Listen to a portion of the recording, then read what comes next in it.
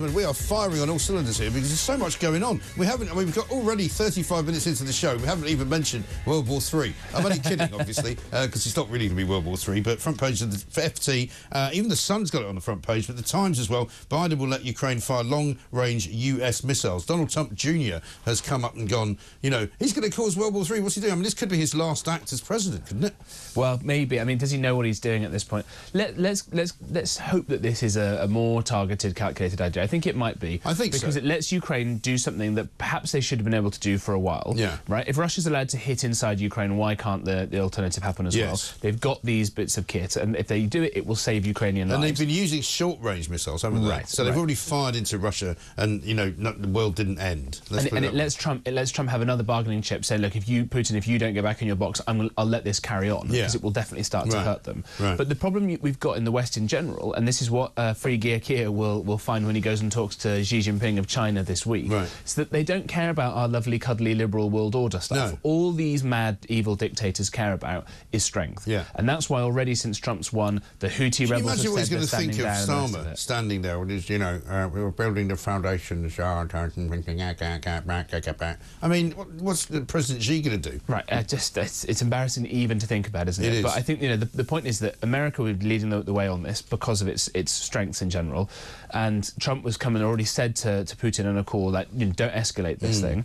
And it would be a wonderful thing to turn around after all the criticism that Trump has got about Ukraine and have him to go, do you know what, Putin, you get your troops out or we'll increase support. Yeah. And Putin would have, at that point, to seriously consider pulling back. Yeah. Because, again, all these people all the big understand threats strength. that he's made in the past, again with Putin, he doesn't really do much. You know, whenever there's, you know, some encroachment, then suddenly there was a drone attack on Moscow, then suddenly there was missiles hitting Russian, you know, defence bases inside of Russia quite far in, didn't do anything, you know, and a lot of people looking at the situation say, well, you know, people have predicted World War III now for about 15 different separate times over the past 2 years, and it hasn't happened. What's that old joke? Economists have correctly predicted 7 of the last 2 recessions. Yes, exactly. But look, in Trump's first term, for all the stuff, oh, he's evil and terrible and all the rest of it, how many major wars or conflicts happened? Trump leaves office, Biden comes in, you have the horrors of what's happening in Ukraine, you have the horrors of what's happening in Israel. The Iranians suddenly get a load more money because he releases the sanctions. Absolutely crazy. I've done some business work in the Middle East, and you talk to actually some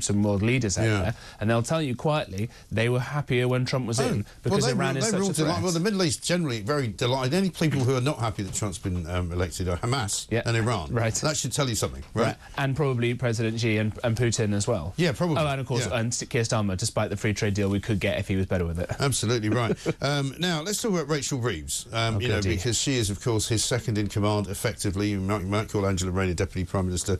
But Rachel Reeves, the Chancellor, is under quite a lot of pressure now to explain this complete and utter lie on her CV that she was an economist at any point in her life. She has never been an economist. She wasn't an economist at the Bank of England. On her LinkedIn page, she apparently claimed to be an economist at HBOS, which is, of course, the parent company of Halifax.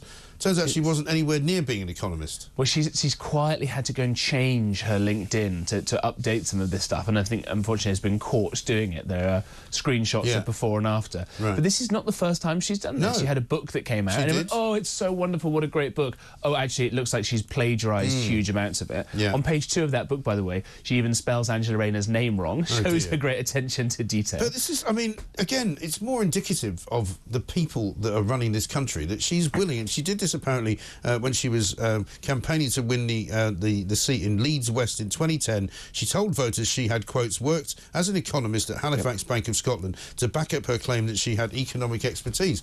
But it turns out that she worked at a bank, right, a branch bank, in a retail area, possibly just running the complaints department. Yeah, well, no, not even running, perhaps just working in. Well, she also claimed that she was a chess champion, and it turns out that when she was in this competition, she came 26th or something. Yeah. And there's even somebody, and this is very much alleged, but somebody on LinkedIn, of all places, has said that he used to work there, and that she was asked to leave because it turned out she was disappearing off to go and do Labour council business during the working day. And she's also been accused of exaggerating the length of her service at the Bank of England. I mean, what's wrong with these people? I mean, I would call somebody like that a compulsive liar. What she said is actually true, right? When you realise, again, that Labour stood stood on a platform of there'll be no tax rises, everything will be great, free milk and honey for all and all the rest of it. Yeah. And they've lied comprehensively about what they're doing. They've come in and they've hiked taxes and they've smashed down on business already. Yeah. What in their entire manifesto is true, right? Yeah.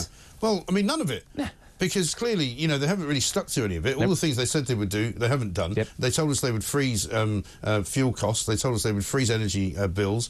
Energy bills have gone up. There's no cap. They told us they wouldn't put the winter fuel allowance out to pasture. They would keep it. And they accused the Tories of wanting to do that. Now they've done it.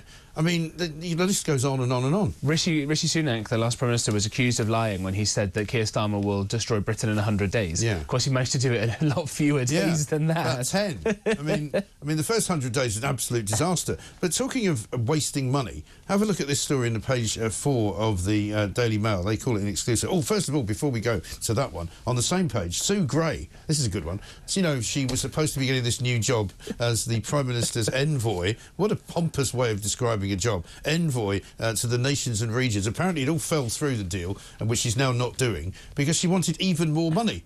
She was already getting paid $170,000, more than the Prime Minister. She wanted more money for the other job.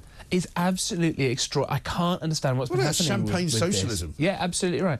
She insisted on being paid when she was made briefly Keir Starmer's Chief of Staff, more than he was. Yeah. And civil servants pointed out that the optics of this may look bad. Yeah. The person who's meant to be working for the Prime Minister is being paid more than him. Would you like to just change that, even nominally, make it a few pounds less? And the briefing came out, Ms Gray declined this request. And now that, you know, she's thrown toys out of the pram over this as well. It's extraordinary. It's not like you couldn't do this for a few years, go into the private sector and then make some good money. Yes.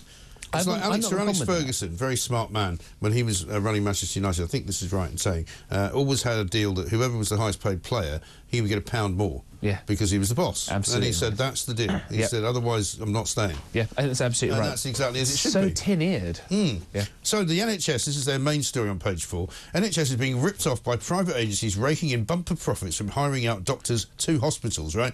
Now, they reckon the NHS is paying out around about £500 million a year to fill empty locum shifts with agency staff, and often the agency staff will actually be people who also work in the NHS. Yeah, yeah. Well, it shows just how unbelievably, fundamentally broken the NHS is, right? And for a very long time, it was impossible to criticise anything about the NHS. It's been called the closest thing Britain's got to a national religion, and I've been criticising it for a long time. Anybody I'm a non-believer, who's had to deal with it. Yeah, quite. I'm definitely an apostate. Yeah. I've been criticised for criticising this at all, and you say, oh, you're evil, you don't care about the lovely doctors and nurses. Not true at all. Please it's just a system, right? Yeah. And bear in mind, by the way, this 500 million, that's about what the Treasury, Rachel Reeves again, Rachel Thieves, says that the tax on farmers will raise. So if you fix this one loophole, you don't even need to go and have a big falling out with the farmers, which they're planning on doing. And we know, of course, that the NHS wastes money because Wes Streeting has told us so. And they're saying now that if they find anybody on sort of money like £300,000 a year who are not running their health trust very well, we're going to get rid of them.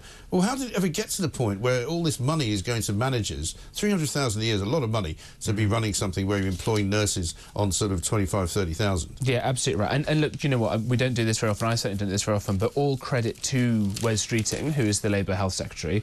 He's someone who is willing to slay that sacred cow. It's willing to say, it's not about the doctors and nurses who are wonderful, not about anybody else who works in there. The system itself is not sacrosanct, it's bad, it causes more avoidable deaths than many other countries, even, you know, smaller countries in Europe, and cancer survival rates are not as good as they could be. It wastes all this money. He's actually saying the stuff that everybody in their experience knows to be true, but has been too scared to say thus far. So good on him for that. Yeah. No, I don't know if I can say this early in the morning, 6:44, but we're going to go from Locums to Scrotums, right? I'm sorry, because apparently, according to The Sun, private's payout hits a new high. A record number of men won payouts last year after NHS failures made them lose a testicle. I mean, it's a pretty serious thing to get wrong, this, isn't it? And speaking of pay rises, you deserve one from Locums to Scrotums. Well, it wasn't my idea, I have to say.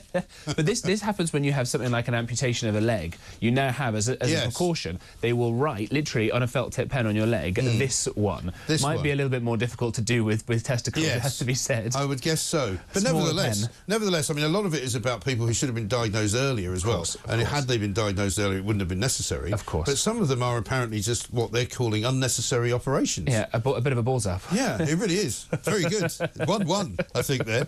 Now, coming up in the next bit, what should we talk about? Pessimism is bad for you. They've got some bad weather coming. It's going to be snowing, apparently. Let's talk about the thought police a little bit more as well, because in the wake of Alison Pearson's ordeal, Julie Bindel, another writer, has come out and said that this happened to her a few years back as well. And a lot of people are actually now really, really concerned that Plod will come knocking on their door because of something they've said or posted on social media. Yeah, I mean, there's so many examples of this now. It's absolutely extraordinary. Look, you can't go around saying X person is something, you know, paedophile, murderer, something like that, right? You can be sued for saying that, and there are certain limits when harm, physical harm, is. You can't say let's all go and kill this person, right? These sorts of things, I think it's reasonable to say. But it's already a crime, isn't it? Already crimes. That's already a crime. Exactly. But for the rest of this soft, gentle encroachment, the fundamental thing that people at home should think about, why this really matters, is if you start having people scared to say things, you can't suggest improvements, whether it's the NHS or anything else, right? If there was a culture of saying you can't criticise the NHS, as there was, someone says, well, hang on, you cut my wrong testicle off, or whatever else it was. Slightly lighter than I went in. Right?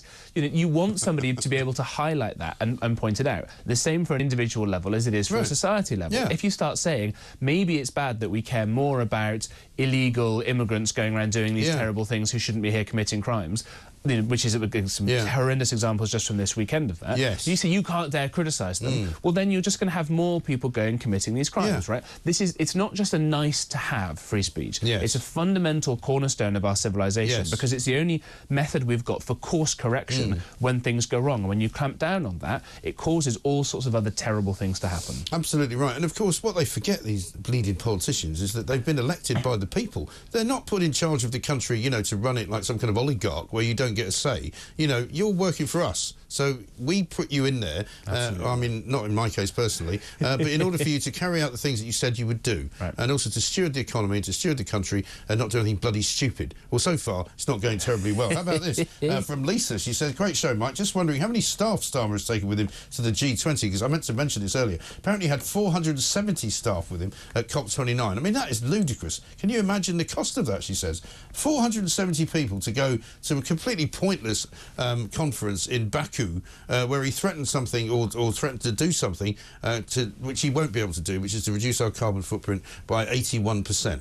No, I mean, that whole trip was horrendous anyway, right? I know it's not the top of most people's priorities, but Azerbaijan, who hosted it, had been committing ethnic cleansing in Nagorno-Karabakh for a long time now. Don't mention that David Lammy, because he didn't realise that. Massively, I think he praised the way that it was going. No, he did. I was in Armenia, who've been taking in these people in the conflict between the Armenians and the Azeris a few months ago. It's horrendous what's been happening, and of course it's just completely greenwashed what's going on by letting Azerbaijan get all the credits for doing this. By the way, most world leaders didn't go. Free gear did. Maybe he just wanted to get out of the country again. And maybe when you were a child, well, I mean, when I was, you used to go to these foreign countries and you'd buy like a patch for your jacket. You know, like you go to Tyrol and get a Tyrol patch. Maybe he's just collecting patches. You know, Azerbaijan, you know, Brazil, you know, wherever else he's gone. How about this from from Sam? He says, Sam in Barnsley, I got a new one here. Kia, wish you were here, Starmer. Free gear, 2-tier, wish you were here, Kia. There we go. We'll be back after this.